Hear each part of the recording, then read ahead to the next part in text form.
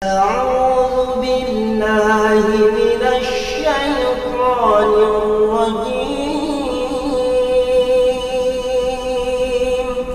بسم الله الرحمن الرحيم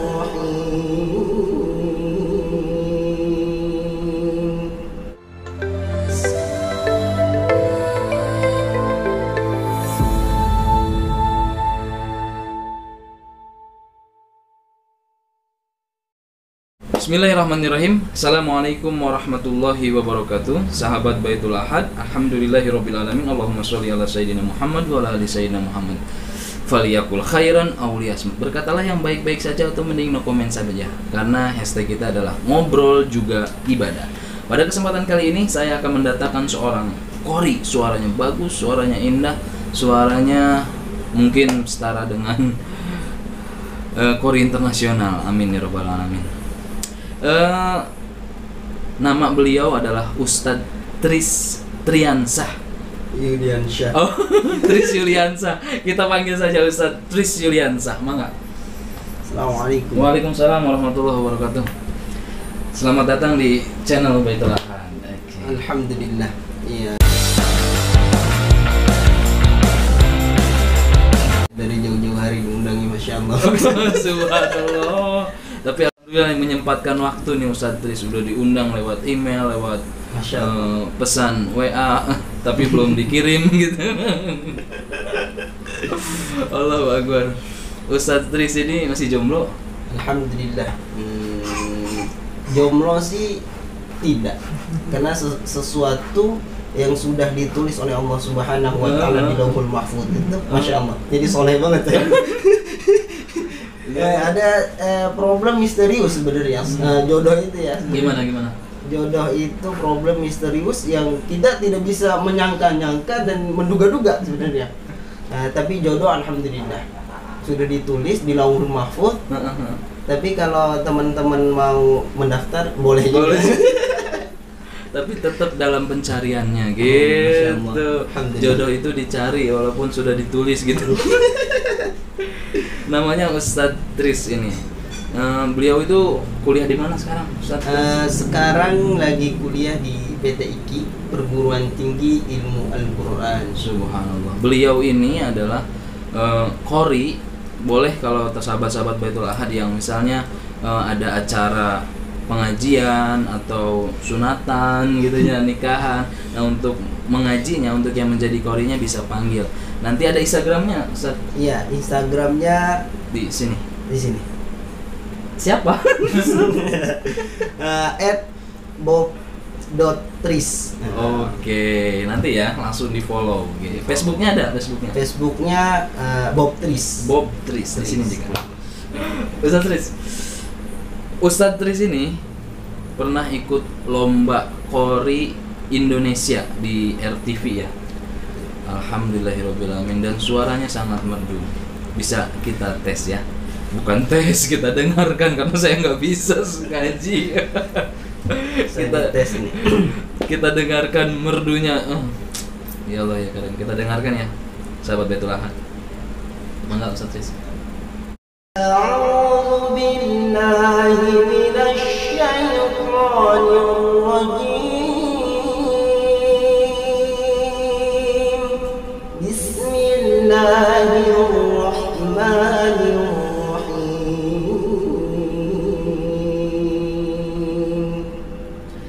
Alhamdulillahi rabbil alamin. Ar-Rahmanir Rahim. Maliki yaumiddin. Iyyaka na'budu wa iyyaka nasta'in. Ihdinas siratal mustaqim. Siratal ladzina an'amta 'alaihim ghairil maghdubi 'alaihim waladdallin.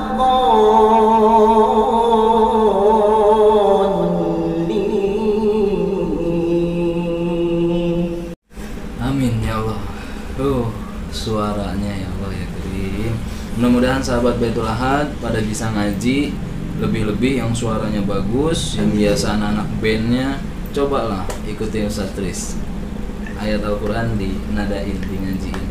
Subhanallah. Aduh, jadi nggak bisa ngomong ini karena bagus banget ngajinya. Ustaz Tris. Iya. Karena fokus Baitul Ahad itu tentang doa, menurut Ustaz Tris, doa itu apa sih? Doa itu kalau menurut saya pribadi, Ustaz, adalah sesuatu permintaan. Apapun keluh kesahnya, apapun isi hati kita, apapun yang ada di pikiran kita, jikalau kita membutuhkan itu, berarti kita harus berdoa kepada Tuhan, kepada Allah Subhanahu wa Ta'ala, karena tidak ada satu doa pun yang tidak dikabulkan oleh Allah Subhanahu wa Ta'ala. Kalau menurut saya, apapun yang kita minta, apapun yang kita inginkan, selagi kita butuh, selagi kita perlu sesuatu itu, apapun itu kita minta kepada Allah, semuanya akan dikabulkan oleh Allah Subhanahu wa Ta'ala. Tapi tidak tahu waktunya kapan, tapi akan pastinya akan dikabulkan oleh Allah Subhanahu wa Ta'ala. Itulah doa. Saat kita butuh, saat kita benar-benar butuh pertolongan dari Allah, kita mintalah sama Allah Subhanahu wa Ta'ala. Ustaz Tris, ada pengalaman spesial nggak? Pengalaman yang nggak bisa dilupain dari pengalaman hidup Ustaz Tris sampai sekarang gitu, yang nggak bisa pernah dilupain dari doa? Ada amalan tersendiri. Nah, dari pesantren kami, ya pesantren kami ada wiridan dan doa. Nah, ada suatu kisah begini ya, kisahnya. Ketika waktu itu saya berada di rumah saudara saya, begitu di kampung, lagi pulang kampung, ibu nelpon, sini, ini ada nenek, gitu. Nenek kamu sekarang ini udah gak kuat, sakit gitu. Ya sakit, kemudian hampir aja, maksudnya udah terbaring, udah nggak bisa ngapa-ngapain. Nah, menakjubkan sekali itu. Nah, yang pertama kita datang, ambil kitab munajatnya, namanya kitab munajat. Kemudian ya, saudara saya namanya beliau itu temenin saya, kita ambil wudhu. Saya kumpulkan di rumah keluarga yang sakit itu, keluarganya, anaknya, cucunya dikumpulkan semua, ambil wudhu semua. Wudhu, kemudian saya membacakan wirid, kemudian mereka mengikuti dengan hati, begitu. Walaupun karena kitabnya itu minim ya di situ ya, ada 2 kitab, jadi nggak kebagian semua jadinya. Pada dengerin, ada yang ikut kecil-kecilan begitu. Habis itu masuk ke doanya, masuk ke doanya itu palanya udah dihadapkan kiblat, kemudian udah diinfus, udah nggak bisa ngapa-ngapain, masya Allah. Posisi terlemah tuh, posisi yang benar-benar posisi itu ya di ujung lah gitu lah. Di ujung posisi ya, posisinya pokoknya lagi udah nggak bisa ngapa-ngapain, udah minum nggak bisa, tinggal dibisikin doang. Biasanya kalau orang mau meninggal itu ada yang dibisikin, diiniin, syahadat dan lain sebagainya, talqin dan lain sebagainya. Datang, masuk ke wiridannya. Wiridan yang biasa kita baca biasanya dari Alhamdulillah, Al-Fatihah, Alif Lam Mim, ayat kursi dan Amanar Rasuluh yang biasa kita baca. Kemudian masuk ke doanya.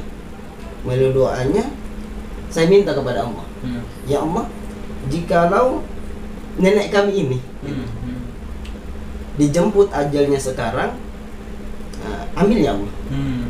Tapi jikalau belum waktunya saat ini, jadikanlah wasilah doa kami ini untuk penyembuhannya, wasilahnya, wasilah dari doa tersebut. Doa itu banyak sebenarnya ya, dari doa untuk negara, Rabbi ja'al hadza baladan amina, sampai doa untuk orang sakit, doa semuanya ada. Kemudian taruh air minum, kalau dalam kita mah keberkahan namanya ya, berkah. Karena sesuatu ucapan yang baik ketika masuk di air itu akan menjadi kebaikan pula. Betul. Akan menjadi obat. Karena Al-Quran adalah obat. Doa itu dari Al-Quran semuanya. Kemudian baca air dari awal doa Rabbinya an hadza baladan amina dan seterusnya. Seketika baca sholawat, habis doa kemudian Al-Fatihah, sholawat semuanya. Sholawat 3 kali, saya bimbing sholawat. Seketika itu langsung melek orang. Minum, langsung kasih minum, besoknya langsung bisa duduk seger, besoknya mandi sampai sekarang orang, masya Allah. Subhanallah, Gusti Allah. Masya Allah, menakjubkan sekali doa itu, masya Allah. Bereaksinya dari proses berdoa itu sejam nggak ada ya itu ya, menitan, hitungan menit ya. Iya, hitungan menit, dan seketika itu pula Allah mengabulkannya.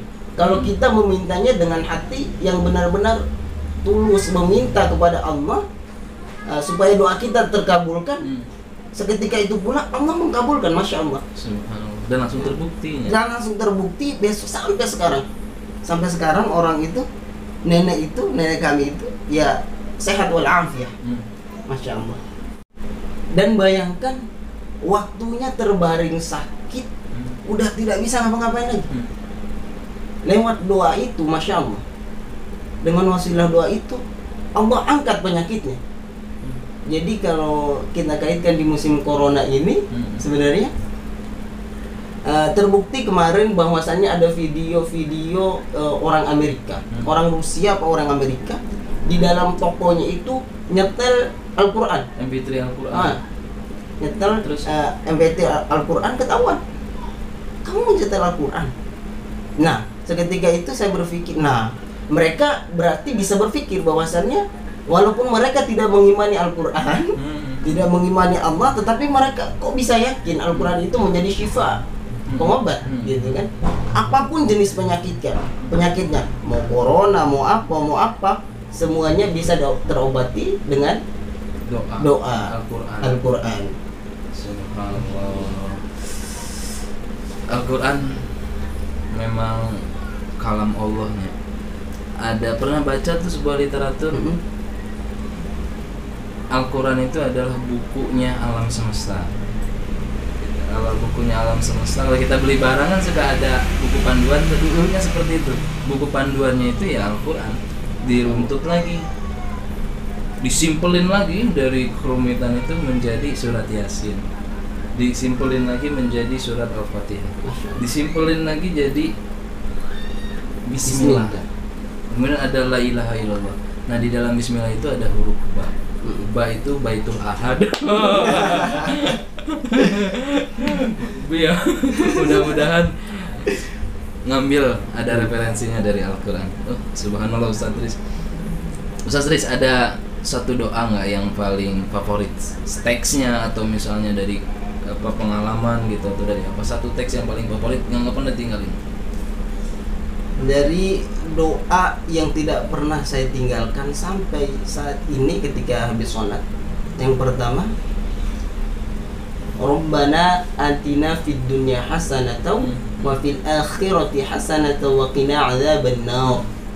Doa itu secara spontanitas setiap habis sholat pasti doa itu yang paling pertama. Yang kedua, Rabbil firli wali walidayya waliman dakhala baitiya mu'mina walil mu'minina wal mu'minat. Doa-doa itu yang tidak pernah saya tinggalkan sampai saat ini, alhamdulillah. Dan karena saya fokus di doa, karakter seseorang itu salah satunya bisa dilihat dari macam doa apa yang sering dia baca. Salah satunya Ustaz Kris tadi, wa man dakhala baitiya mu'mina. Subhanallah. Kepeduliannya tidak hanya meminta ampun kepada diri sendiri, kepada orang tua, kepada keluarga, kepada sahabat, tetapi kepada seluruh muslim, manusia yang muslim dan mukmin di seluruh dunia. Ada rahasia para wali itu, biasanya ada wali yang tugasnya itu minta ampun aja sama Allah tuh bukan dirinya, tapi manusia yang lain. Tugasnya itu meminta ampun untuk manusia yang lain gitu, yang hidup ataupun yang mati. Berarti Ustadz Kris ini sangat peduli orangnya, sosialis. Ustadz Kris, kasih pesan-pesan dong buat sahabat Baitul Ahad, terutama di spesifikasinya kan ngaji suara merdu. Yang pertama, pesan yang paling pertama yang saya pegang adalah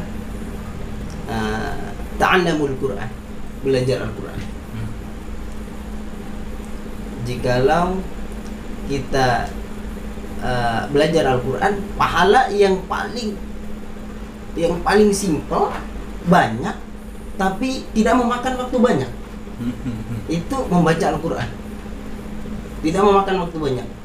Jadi barang siapa yang membaca Quran dengan baik dan benar, paham akan makharijul hurufnya, tajwidnya, 1 huruf 15 pahala. Kita sholat berjamaah berapa pahalanya?